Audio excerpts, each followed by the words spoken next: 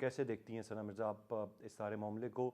Worker convention, Bajaur जैसे इलाके में एक धमाका हो जाना, अभी बहुत कुछ होना है, इलेक्शंस की कैंपेन्स, जलसे जुलूस, रैलियाँ, तमाम तर चीज़ें, और फिर बहुत सारी उंगलियां उठेंगी अगर लेवल प्लेइंग फील्ड नहीं मिलती या कुछ मखसूस जमातें अपने स्ट्रेंथ के एरियाज़ में उस तरह से इंतखाबी मुहिम नहीं चला पाती। मेरा ख्याल है कि ये कोई अभी का मसला नहीं है कि आज, क्योंकि ये काफ़ी बड़ा इंसिडेंट है और तकरीबन जैसे आपने खुद भी अभी कहा कि मोर देन 30 जो लोग हैं वो जान से जा चुके हैं और नंबर इंक्रीज़ हो रहा है। लेकिन एक्चुअली क्वेश्चन ये नहीं है कि इलेक्शन पे कितना असर पड़ेगा। मेरा ख्याल है कि पिछले साल से हम देख रहे हैं, जब से टीटीपी जो पाकिस्तान ग्रुप था उनसे फायरबंदी का मुआहदा ख़त्म हुआ था साबका हुकूमत का, उसके बाद से इंसिडेंट्स की तादाद बहुत बढ़ गई थी।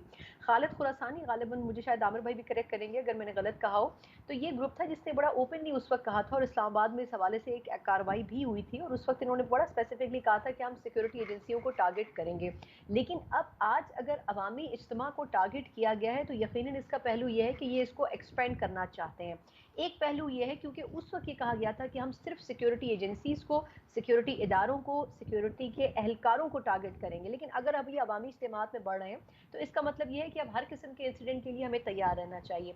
दूसरा, हमें टाइमिंग बड़ी देखने की ज़रूरत है कि इंपॉर्टेंट है, एक तरफ नाइब जो वज़ीर आज़म है चीन के, वो पाकिस्तान आ रहे हैं। हमेशा से जब भी इस किस्म का कोई इंपॉर्टेंट विजिट होने लगता है तो हम देखते हैं कि हालात में कुछ ना कुछ कशीदगी आती है, स्पेशली टेररिज्म के हवाले से।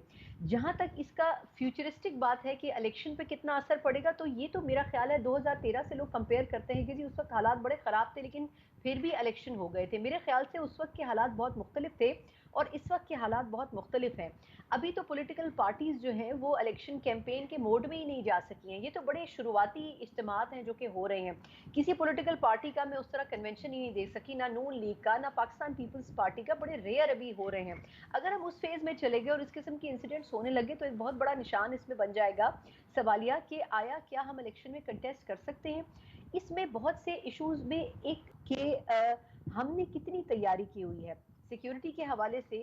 सबसे पहले ये कि टेररिज्म के ऊपर बड़ा काम किया हमारी सिक्योरिटी फोर्सेस ने, स्पेशली इस्टेब्लिशमेंट ने, लेकिन उसको कंटिन्यू कैसे करवाया गया। फिर जो चंद इंपॉर्टेंट स्टेक होल्डर्स थे उन्होंने किस तरीके से काम किया। अगर मैं कंपैरिजन करूं कि जी नेक्टा का जो इदारा था वो बड़ा इफेक्टिव समझा जाता था लेकिन आज तक उसको सही मायनों में इस्तेमाल नहीं किया जा सका। दीगर इस किस्म के जो एसोसिएटेड इदारे थे उनमें टेररिज्म के हवाले से क्या कुछ तय किया गया। मेरा अपना ज़ाती ख्याल ये है कि इस हुकूमत को प्रायोरिटी के ऊपर जिस तरह मईशत को फोकस किया जा रहा है, टेररिज्म को कम अज़ कम 6-8 महीने पहले तवज्जो दे देनी चाहिए थी।